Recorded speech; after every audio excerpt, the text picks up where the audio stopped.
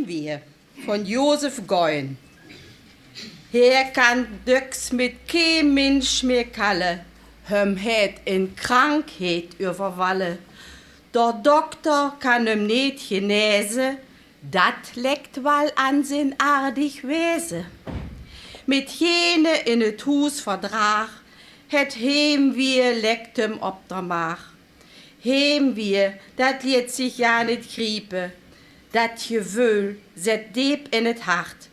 Wer hem blieft, kann het niet begriepen, wie der andere donner tracht.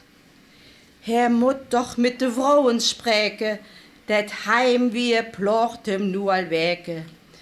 Packt sich op und wird ins Strut, geht kieke, wer da nu geboet.